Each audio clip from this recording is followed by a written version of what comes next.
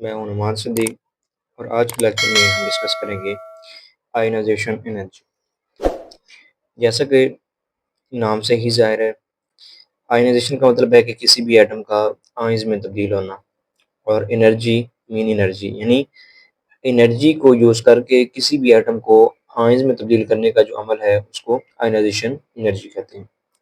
सबसे पहले इसकी डेफिनेशन की तरफ आते हैं। The amount of energy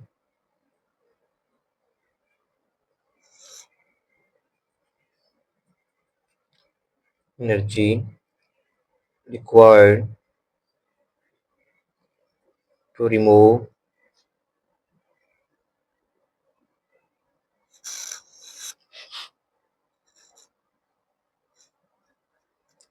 an electron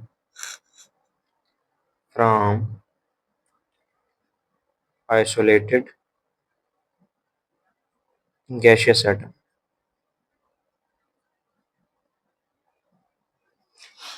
Amount of energy required to remove an electron from isolated gaseous atom। Energy की वो मिकदार जो गैसी हालत में मौजूद किसी भी एटम से इलेक्ट्रॉन को निकालने के लिए चाहिए होती है, तो उस एनर्जी को आयनाइजेशन एनर्जी कहते हैं। फर्स्ट आयनाइजेशन एनर्जी, अगर फॉर एग्जांपल कोई एटम है और उसकी वैलेंस शेल में एक ही इलेक्ट्रॉन है, तो उसको निकालने के लिए जो एनर्जी दरकार होगी वो फर्स्ट आयनाइजेशन एनर्जी कह सकते हैं। ये दूसरे लफ्ज़ों में हम ऐसे भी कह सकते हैं कि अगर कोई एटम है और उसकी वैलेंस शेल में चाहे दो भी इलेक्ट्रॉन है, तो फर्स्ट इलेक्ट्रॉन को निकालने के लिए जो एनर्जी दरकार होगी वो आयनाइजेशन फर्स्ट आयनाइजेशन एनर्जी कहलाएगी। तो इसकी डेफिनेशन हम यूँ कर सकते हैं कि when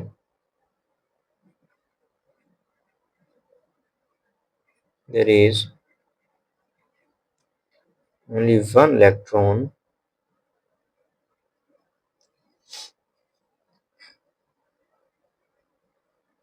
present in valence shell,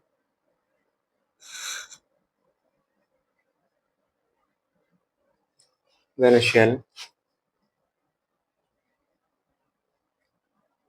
energy required to remove this electron। अगर कोई एटम है और उसके वैलेंस शेल में सिर्फ एक ही इलेक्ट्रॉन है, तो उस इलेक्ट्रॉन को निकालने के लिए जो एनर्जी दरकार होगी उसको फर्स्ट आयनाइजेशन एनर्जी कहते हैं। फॉर एग्जांपल, ग्रुप वन है, अल्कली मेटल का ग्रुप है और इसकी जो इलेक्ट्रॉनिक कन्फिग्रेशन होती है, इलेक्ट्रॉनिक कन्फिग्रेशन NS1 होती है। मीन टू से कि वैलेंस शेल के अंदर इसका जो है वो एक इलेक्ट्रॉन होता है। तो इस इलेक्ट्रॉन को निकालने के लिए जो एनर्जी रिक्वायर्ड होगी उसको हम फर्स्ट आयनाइजेशन एनर्जी कहेंगे।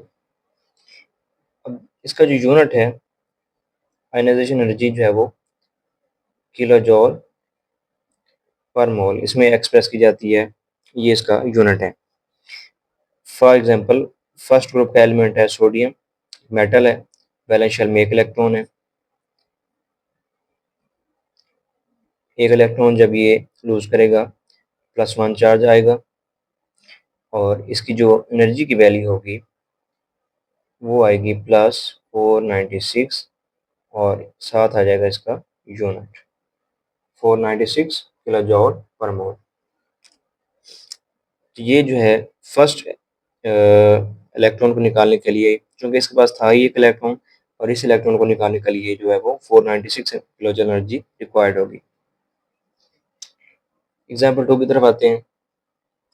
अब ये तो है कि कैसा एटम जिसके वैलेंस शेल में एक इलेक्ट्रॉन है। अगर कोई ऐसा एटम जिसके वैलेंस शेल में दो इलेक्ट्रॉन हो, तो वहाँ पे इसका क्या ट्रेंड होगा। फॉर एग्जांपल, मैग्नीशियम है, मैग्नीशियम का जो एटॉमिक नंबर होता है 12 होता है। पहले शेल के अंदर दो इलेक्ट्रॉन होते हैं, फिर 8 इलेक्ट्रॉन होते हैं और आखिरी शेल जो है इसके अंदर दो इलेक्ट्रॉन है। तो ये दो इलेक्ट्रॉन खारिज करने की सलाहियत रखता है। अब मैग्नीशियम जो है, फर्स्टली ये एक इलेक्ट्रॉन को लूज करेगा और इसके ऊपर चार्ज +1 होगा, और यहाँ पर इसकी जो एनर्जी होगी वो होगी प्लस 736 37 737 किलो जॉल पर मोल। फर्स्ट इलेक्ट्रॉन को जो है वो रिमूव करने के लिए, लूज करने के लिए इतनी एनर्जी इसको चाहिए। अब चूंकि वैलेंस शेल में 2 इलेक्ट्रॉन हैं, तो ये दूसरा इलेक्ट्रॉन भी अपना लूज कर देता है, तो चार्ज इसके ऊपर 2 पॉजिटिव आ जाएगा, और इसके लिए जो एनर्जी की वैल्यू होगी वो हो जाएगी 1450 किलो जॉल पर मोल। अब यहाँ पे फर्स्ट इलेक्ट्रॉन जो है उसको निकालने के लिए कम एनर्जी है, लेकिन सेकंड इलेक्ट्रॉन जो है उसको निकालने के लिए ज़्यादा एनर्जी है, क्योंकि पहला जो फर्स्टली जो इलेक्ट्रॉन निकालेंगे तो वो एक न्यूट्रल एटम था, लेकिन सेकंडली जब हम दूसरा इलेक्ट्रॉन निकालने जा रहे हैं तो वो चार्ज स्पेशी है, यानी पहले उसके ऊपर चार्ज है, तो इस वजह से जो है वो इसकी जो एनर्जी की वैल्यू है वो ऑलमोस्ट डबल हो जाती है। Ionization energy value related to atomic size. Ionization energy की जो वैल्यू है वो एटॉमिक साइज से रिलेट करती है, इसका एटॉमिक साइज से ताल्लुक है। वो किस तरह कि कोई एटम है उसका साइज स्मॉल है, उसमें जो इलेक्ट्रॉन की न्यूक्लियस के साथ अट्रैक्शन होगी वो ज़्यादा होगी। फॉर एग्जांपल हमारे पास एक एटम है कोई,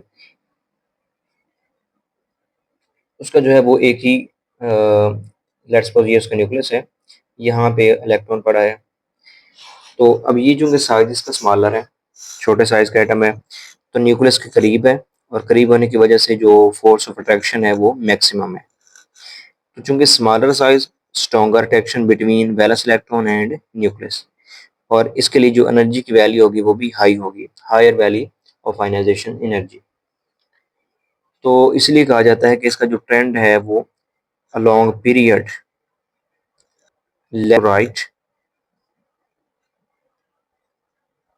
increase, ionization energy along period में लेफ्ट राइट बढ़ती है, इंक्रीज करती है। और अगर ग्रुप में इसका ट्रेंड देखा जाए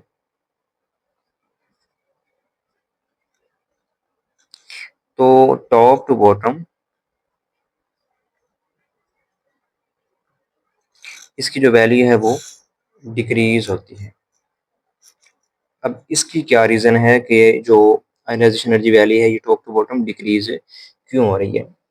क्योंकि ग्रुप में जो एटम का साइज है वो ऊपर से नीचे की तरफ आते हुए एटम का साइज बढ़ता है। जब साइज बढ़ता है तो वहाँ पे फॉर एग्जांपल ग्रुप में कोई एलिमेंट है,